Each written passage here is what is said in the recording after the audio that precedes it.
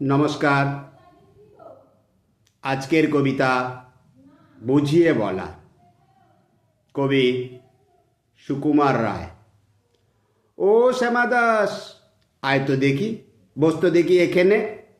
সেই কথাটা বুঝিয়ে দেব 5 মিনিটে, দেখে নে। জ্বর হয়েছে? মিথ্যে কথা, ওসব তোদের চালাকি। এই যে বাবা চেঁচাচ্ছিলি, শুনতে পাইনি? কালাকি। মামার বাবু, বদ্যি ডাকবি?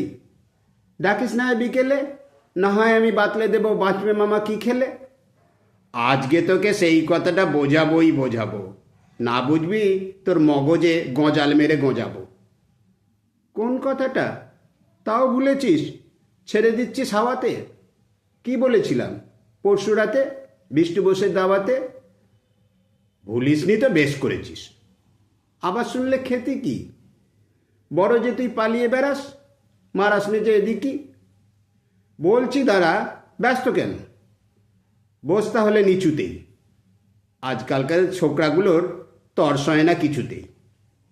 আবার দেখ, বসলি কেন? বইগুলো আর নামিয়ে। তুই থাকতে মুটের বোঝা বইতে যাব আমিয়ে। সাবধানে আন, ধরছি দাঁড়া। সেই আমাকেই ঘামালি। এই খেয়েছে, কোন আক্কেলে শব্দ কোষ্টা নামালি? ঢের হয়েছে, আয় দেখি তো, বস্তু দেখি এদিকে।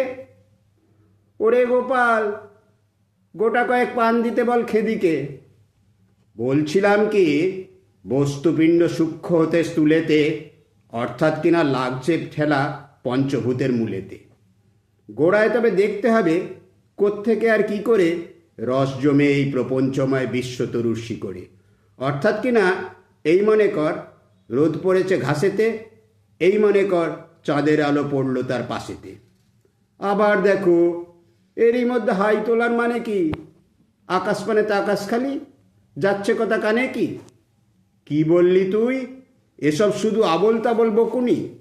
বুঝতে হলে মগজ লাগে, বলেছিলাম তক্ষুনি। মগজ ভরা গোবর তোদের, হচ্ছে ঘুটে শুকিয়ে। যায় কি দেওয়া কোনো কথা তার ভিতরে ঢুকিয়ে। ও শ্যামা দাস, উঠলি কেন?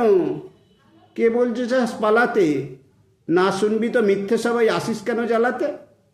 তত্ত্ব কথা সয় না কানে, যতই মরি চেঁচিয়ে।